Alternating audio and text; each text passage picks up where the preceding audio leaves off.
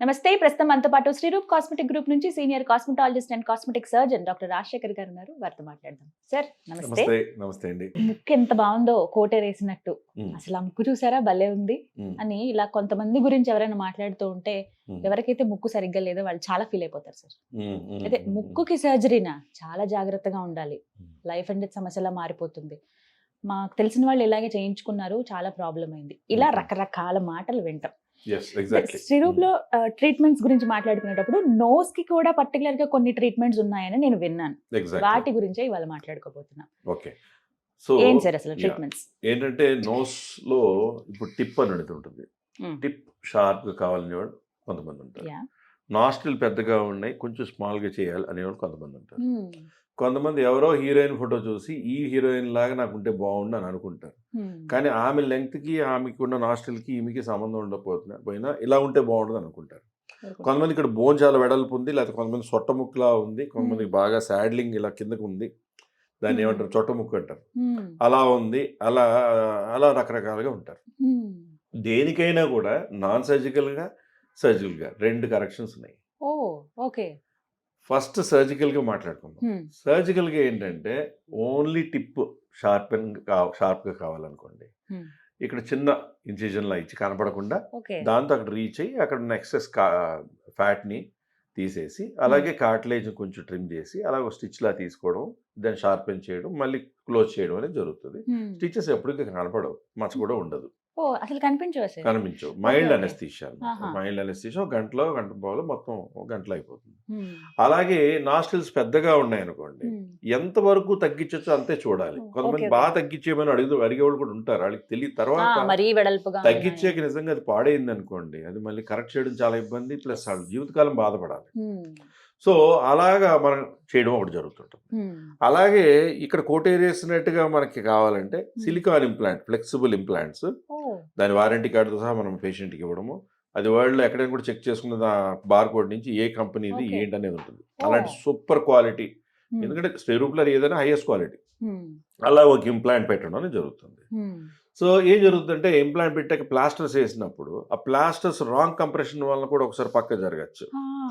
అప్పుడు మళ్ళీ దాన్ని కరెక్ట్ చేసి పెట్టాల్సిన అవసరం రావచ్చు. లేదా వీళ్ళే గబుక్కుని ఏదైనా తగలడము, నిద్రలో ఏదైనా తగలడము, పక్కన ఫ్రెండ్ గబుక్కుని ఏదైనా తగలడము, లేదా ఏదైనా దానికి పక్కకు మైగ్రేట్ అవ్వచ్చు. సో అటువంటి ప్రాబ్లమ్స్ ఉంటుంటాయి.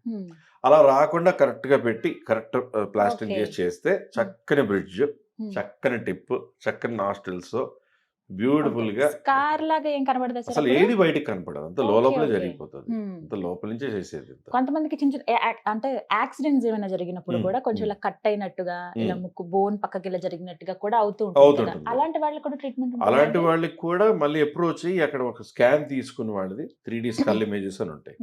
అప్పుడు బోన్ ఏమన్నా పక్కకి జరిగిందా లేదా ఏంటి అనేది, బయట మాత్రం ఓన్లీ జస్ట్ ఫ్లెష్ మీద ఉన్న ఇంజరీ, సాఫ్ట్ టిష్యూ ఇంజరీ అనుకోండి, ఆ పైపైనే మనం స్కార్ రివిజన్ చేసి అన్ని సెట్ చేసుకోవచ్చు.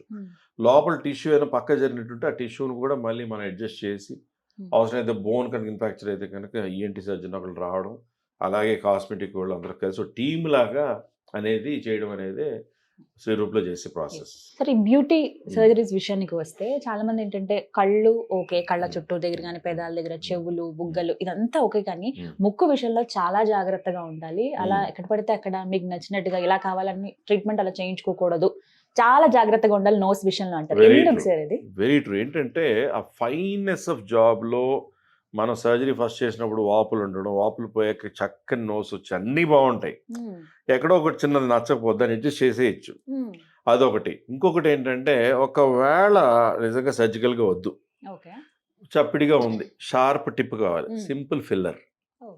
ఏంటి ఫిల్లర్స్ లో 3 years 4 years ఉండే ఫిల్లర్స్ ఉంటాయి. కొంతమందికి 5 years అయినా కూడా ఫిల్లర్ కరెక్ట్గా ఉంటుంటుంది.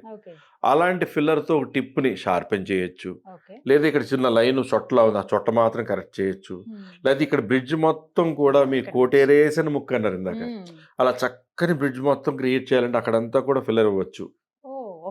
సో దాంతో ఇమీడియట్గా విదిన్ నో టైం, ½ an hourలో చాలా షేప్ మారుతుంది. తర్వాత ఏదైనా ఏ టిష్యూ అయినా ఏం చిన్న చేసినా స్వెల్లింగ్ ఉంటుంది కాబట్టి ఆ స్వెల్లింగ్ తగ్గిన కొన్ని రోజులకి చక్కని బ్రిడ్జ్, చక్కని షార్ప్ టిప్ నోసు.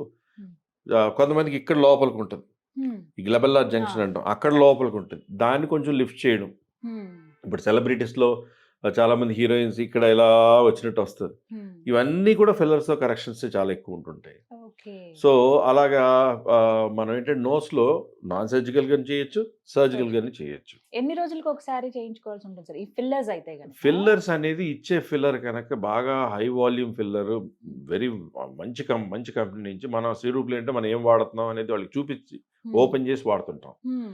సో, అలాగా చాలా మంచి ఫిల్లర్స్ కనుక వాడితే హ్మ్. చాలా లాంగ్ ఇయర్స్ ఉండిపోతాయి. ఓకే. ఓకే. అక్కడ తగ్గుతున్నప్పుడు మళ్ళీ యాడ్ చేసుకోవచ్చు. అది సింపుల్ 10 నిమిషాల పని.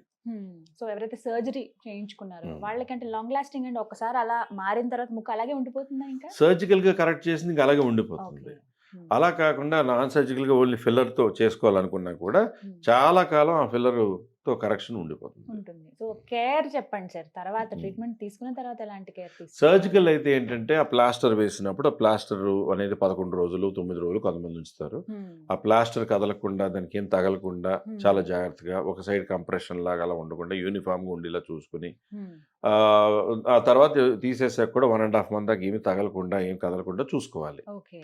అదే ఫిల్లర్ లాంటిదనుకోండి. హ్మ్. ఇంకేమి చేసేదుండదు. ఇక్కడ ఫిల్లర్ ఇచ్చేసిన తర్వాత కదా! మామూలు నెక్స్ట్ డే నుంచి రెగ్యులర్ యాక్టివిటీస్. హ్మ్. Everything will be regular. కొంతమందికి సైనస్ ఇలాంటి చిన్న హ్మ్. చిన్న ప్రాబ్లమ్స్ ఉంటాయి ముక్కుకి హ్మ్. సంబంధించి. అలాంటి వాళ్ళు ముక్కుకి అసలు ట్రీట్మెంట్ ఏమైనా చేయించుకోవచ్చా? అంటే ఒకటి డీవియేటెడ్ నేసల్ సెప్టమ్ అని వంకరగా ఉంటాయి కొంతమందికి. దాని కరెక్షన్ అనేది సర్జికల్‌గా ఈఎన్‌టీ వాళ్ళు అలాగే ప్లాస్టిక్ సర్జన్స్ కలిసి చేసుకునేది ఉంటుంటారు. హుహు. ఓన్లీ కాస్మెటిక్ కరెక్షన్ అనేది బయటకున్నా కూడా హ్మ్. ఫంక్షనల్ కరెక్షన్స్ అన్నీ కూడా కంపల్సరీ ఈఎన్‌టీ సర్జన్ లేదా హ్మ్. Plastic surgeon with ENT background ఉండి కూడా ఈఎన్‌టీ ట్రైనింగ్స్ ఉన్నవాళ్ళు కూడా ఉంటారు. హ్మ్. ఎక్స్‌క్లూజివ్‌గా నోస్ సర్జన్స్ కూడా ఉంటుంటారు. అవును. అలా కూడా చేసుకోవచ్చు. హ్మ్. సో, సైనస్ అనేది దానికిని ఫిల్లర్‌కి అటువంటి దానికి ఏ లింకు లేదు. హ్మ్. సైనస్ అనేదానికి ఒక టిప్ ప్లాస్టిక్‌కి నాస్ట్రిల్స్ తగ్గించుకోవడానికి అనేదానికి ఏం సంబంధం లేదు. ఎఫెక్ట్ ఏమి ఉండదనంటారు. సరే ముక్కు పుడక పెట్టుకున్నప్పుడు కూడా హ్మ్. కొంచెం హ్మ్. ఇక్కడ ఇబ్బందిగా ఉంటుంది చాలా హ్మ్. మందికి. హ్మ్. దానివల్ల కూడా స్కార్ లాగా ఇలా ఏర్పడుతూ ఉంటుంది కదా! అవి హుహు. కూడా నోస్‌ది అలా కరెక్ట్ చేసుకోవచ్చా మనకి? అంటే సోర్స్ ఏదైనా ఉంటుందా? స్కార్ రివైజ్ చేసి కరెక్ట్ చేయొచ్చు. అంతే. హ్మ్. బట్ సినిమాల్లో చూపించినట్టు స్కార్ కంప్లీట్‌గా వానిష్ అయిపోయి ఇలా నార్మల్ వచ్చేస్తదని కాదు కానీ, అయిపోయినట్టు. కొంతమందికి నిజంగా స్కార్ కనపడినంతలా కరెక్ట్ అయిపోతుంది. హ్మ్. కొంతమంది చాలా సన్నని లైన్‌లా కనపడేలాగా, కనీ కనపడినట్టుగా ఉండేలా కూడా కరెక్ట్ అవుతుంది. ఓకే.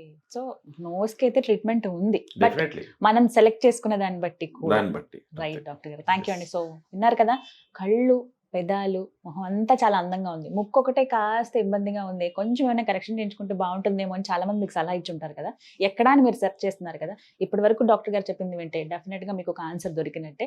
మరిన్ని వివరాల కోసం మీరు స్క్రీన్ మీద కనపడుతున్న నెంబర్స్‌కి కాల్ చేయండి. శ్రీరూప్‌లో డాక్టర్ గారిని ఫస్ట్ అపాయింట్మెంట్ తీసుకొని కలవండి. ఎంతవరకు ఆ కరెక్షన్ అనేది అవసరం, ఎలా చేస్తారు ఆ డీటెయిల్స్ అన్ని కూడా డాక్టర్ గారు మీరు ఎక్స్‌ప్లెయిన్ చేస్తారు. అవసరమైన వాళ్ళు సర్జరీస్ లేదా నాన్ సర్జికల్ ప్రాసెస్‌లో నోస్‌ని కరెక్ట్ చేసుకోవచ్చు. ఇది ఇవాల్టి వీడియో. నమస్తే.